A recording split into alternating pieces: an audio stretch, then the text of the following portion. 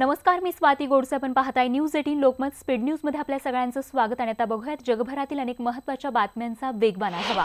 मुंबईतील Grant road इथल्या नाना चौकातील भूमिगत नाल्यांची सफाई करताना पालिकेचे 5 कंत्राटी कामगार गुदमरले. यामधील एका कामगाराचा मृत्यू झाला तर इतर 4 नायर हॉस्पिटलमध्ये दाखल करण्यात आले. हार्बर मार्गावरील कुर्ला ते वाशी, बेलापूर, पनवेल स्थानकाच्या दोन्ही दिशेकडे जाणाऱ्या मार्गावर मेगा ब्लॉक असेल. सकाळी 11:10 ते दुपारी 3:40 आज एकही लोकल धावणार नाहीये. पश्चिम रेल्वे मार्गावरील बोरिवली ते गोरेगाव दरम्यान दोन्ही दिशेकडील धीम्या मार्गावर मेगा ब्लॉक घेण्यात आलाय. सकाळी 10:35 ते दुपारी 3:35 धीम्या मार्गावरील लोकल या जलद मार्गावर चालवण्यात येणार आहेत. तर मध्य रेल्वेवर आसनगाव ते कसारापर्यंत ओव्हरहेड वायरचं काम आणि पादचारी पुलाचे गर्डर टाकण्यासाठी सकाळी 10:50 दुपारी 12:50 दोन्ही दिशेकडे जाणाऱ्या मार्गावर ब्लॉक असेल. ब्लॉक दरम्यान आसनगाव ते कसारा दरम्यानची दोन्ही मार्गावरील लोकल सेवा बंद असेल. तसंच कर्जत स्थानकातील फलाट क्रमांक 1 वरील झाड तोडण्याच्या कामासाठी सकाळी 10:40 दुपारी 1:40 मेगा ब्लॉक घेण्यात येईल.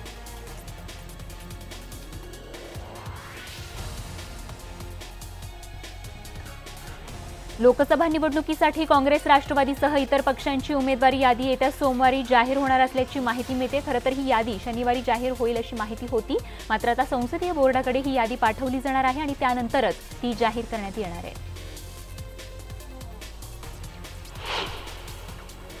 दिल्लीमध्ये भाजप मुख्यालयात केंद्रीय समितीची बैठक संपन्न झाली. या बैठकीत काही उमेदवारांच्या नावावर शिक्कामोर्तब झाल्याची बातमी मिळते. यामध्ये मुंबई उत्तर मध्य मतदारसंघातून पूनम महाजन तर मुंबई उत्तर पूर्व मतदारसंघातून किरीट सोमय्या यांच्या नावावर शिक्कामोर्तब झाल्याची सूत्रांची माहिती आहे. तसंच नागपूरहून नितीन गडकरी, पटना साहिबहून रविशंकर प्रसाद यांची उमेदवारी निश्चित मानली जाते.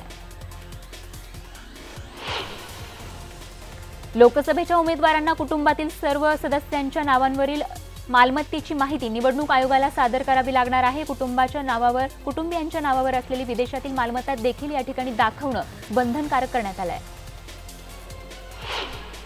मतदानाच्या 48 तास आधी पक्षांनी निवडणूक जाहीरनामा प्रसिद्ध करू नये असे आदेश निवडणूक आयोगानं शनिवारी दिले. जाहीरनाम्यांना आचारसंहितेचाच एक भाग बनवण्यात आला आहे.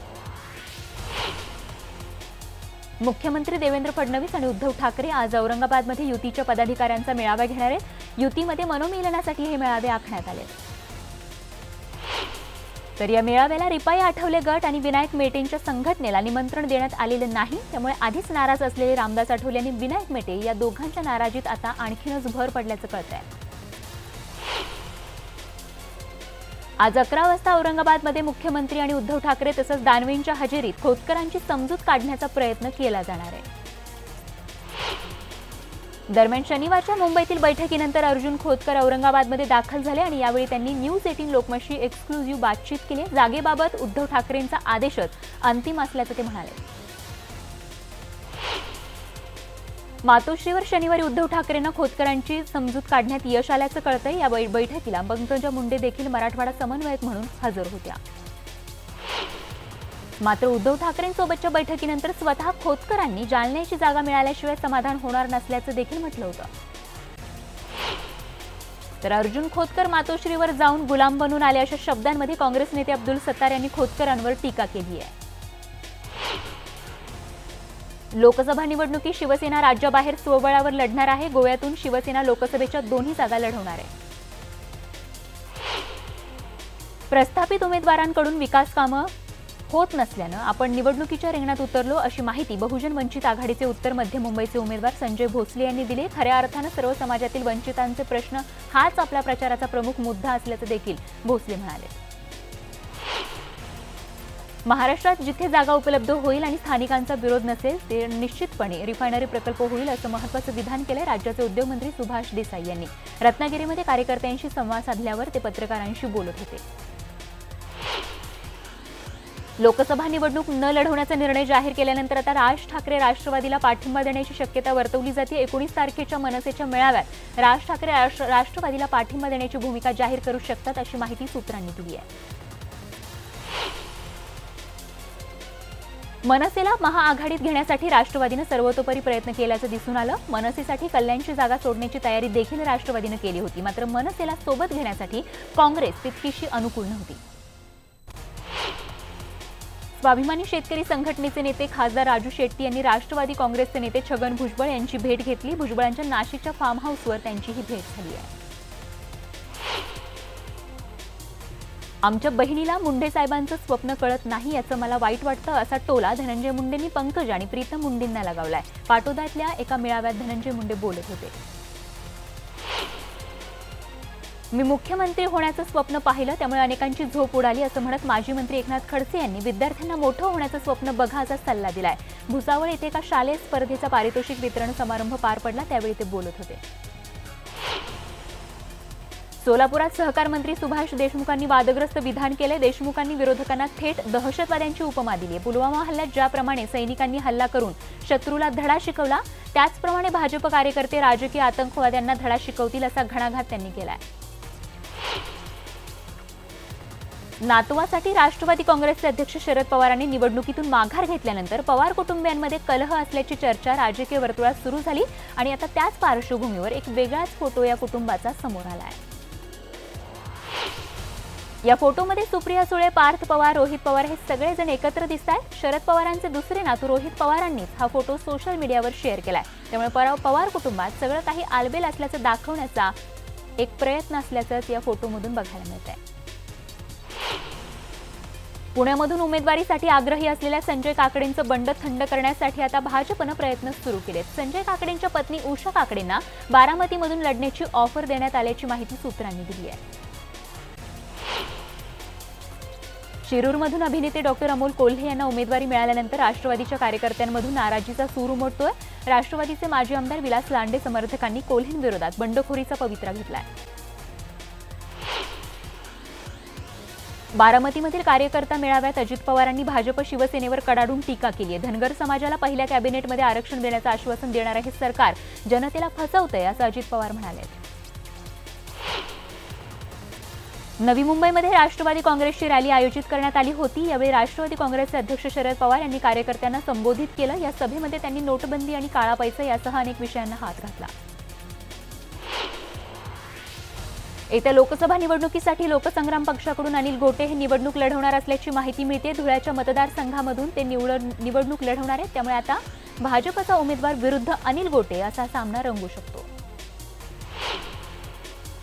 जागा वाटपासाठी काँग्रेसला दिलेली मुदत संपल्यानंतर वंचित बहुजन आघाडीनं आता एमआयएमला सोबत घेण्याचा निर्णय घेतला आहे आणि त्यानुसार राज्यातील औरंगाबाद आणि मुंबईची एक अशा 2 लोकसभेच्या जागा एमआयएमला सोडण्याचा निर्णय प्रकाश आंबेडकरांनी घेतला आहे।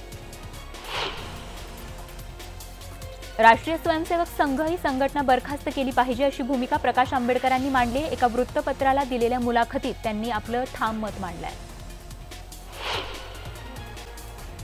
गोव्याचे मुख्यमंत्री मनोहर पर्रीकरांची प्रकृती चिंताजनक असल्यामुळे गोव्यामध्ये काँग्रेसनं सत्ता स्थापनेच्या हालचाली सुरू केल्यात। गोव्यात काँग्रेसनं सत्ता स्थापनेचा दावा केला आहे, तर दुसरीकडे काँग्रेसने 5व्यांदा राज्यपालांकडे सत्ता स्थापनेचा दावा केलाय। गोवा फॉरवर्ड पार्टी आणि अपक्षांनी एकत्र येऊन गट स्थापन केला असून शनिवारी रात्री या 6 आमदारांनी पर्रीकरांच्या तब्येतीची चौकशी केली आहे।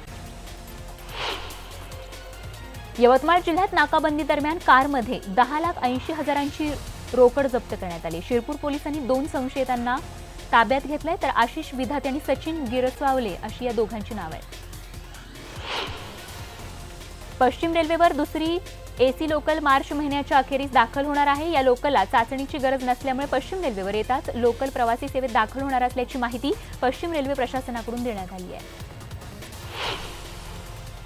कोसळलेल्या हिमालय पुलाच्या ऐवजी सबवे उभारण्याबाबत रेल्वे अधिकारी आणि महापालिकेचे अधिकारी यांच्यात खलबतं सुरू झाली आहे। डीएन रोडवरील पादचारी पुलाच्या जागी सबवे उभारण्याची मागणी मध्य रेल्वे अधिकाऱ्यांनी केली आहे।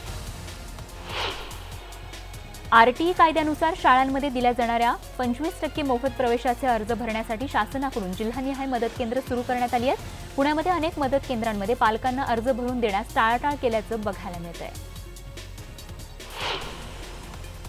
कुकडी प्रकल्पातून जुन्नर आणि आंबेगावमधील धरणांमधून पुणे, नगर, सोलापूरसह 7 तालुक्यांना पिण्यासाठी पाणी सोडण्यात आले, त्यामुळे इथल्या नागरिकांना दिलासा मिळालाय। मात्र हे शेवटचं आवर्तन असल्यानं जूनमध्ये जर पाऊस पडला नाही तर मात्र पाण्याचा प्रश्न गंभीर होऊ शकतो। वरिष्ठ नागरिकांना पत्ता विचारण्याच्या नावाखाली गोड बोलून लुटणाऱ्या टोळीच्या दोघांना अटक करण्यात आली आहे। मुलुंड पूर्वेकडील अशाच प्रकारचा प्रकार या ठिकाणी घडत असताना दोघांना रंगेहात पकडण्यात आले। ही टोळी रस्त्यातून जाणाऱ्या वरिष्ठ नागरिकांना हेरून हात चालाकीने त्यांच्याजवळील मुद्देमाल जप्त करत होती। मुंबई उपनगरातील मुजो रिक्षा चालकांना चाप लावण्यासाठी तक्रार झालेल्या चालकांच्या रिक्षांचे मीटरच काढण्याचा निर्णय परिवहन आयुक्त कार्यालयाने घेतला आणि त्याची लवकरच अंमलबजावणी केली जाईल असं सांगण्यात आलं आहे।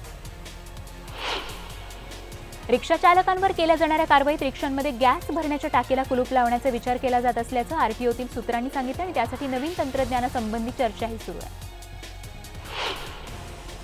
मुंबई विद्यापीठाने बीकॉमच्या विद्यार्थ्यांना परीक्षेच्या 20 दिवस आधीच प्रवेशपत्र दिले। प्रवेशपत्रात चुका असल्यास त्या दुरुस्त करण्यासाठी विद्यार्थ्यांना वेळ मिळावा यासाठी हा निर्णय घेण्यात आला आहे।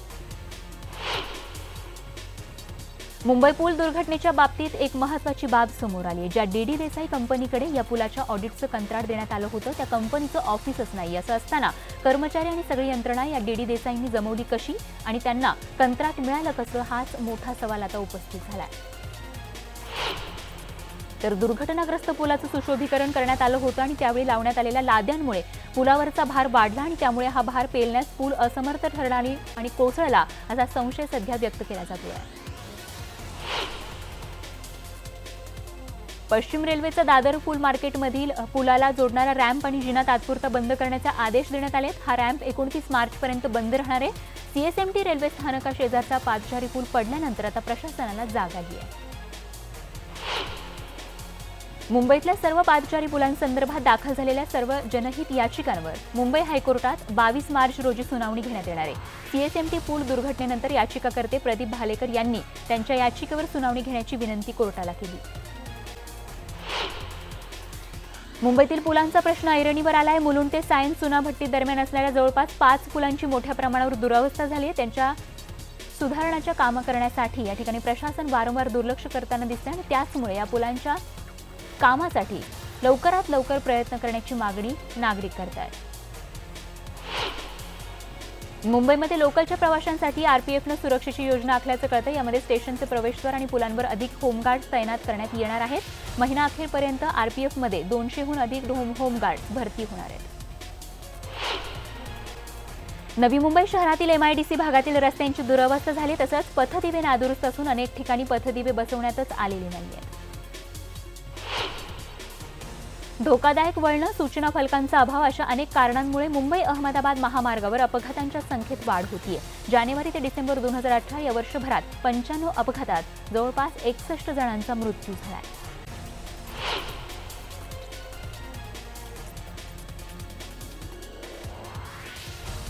तर पिंपरीमधल्या कामचुकारपणा करणाऱ्या पोलिसांना भर उन्हामध्ये मॉक ड्रिल करायला लावण्यात आले। पिंपरी चिंचवडचे पोलीस आयुक्त आर.के. पद्मनाभ यांनी याद्वारे आपल्या पोलीस खाक्याचं दर्शन घडवलंय। देशात लवकरच सर्व राज्यांमध्ये वाहन परवाना एकसारखाच दिसणार आहे। केंद्रीय रस्ते वाहतूक मंत्रालयाने ही घोषणा केली। 1 ऑक्टोबरपासून याची अंमलबजावणी होणार आहे। नाशिक जिल्ह्यातील बहुतांश भागात पाणी टंचाईच्या झळा आताच बसू लागल्यानं पाणी प्रश्न पेटण्याची शक्यता तसंच जायकवाडी धरणात पाण्याची पातळी कमी झाल्यानं पाण्याची अतिरिक्त मागणी केल्यास त्याला विरोध होऊ शकतो।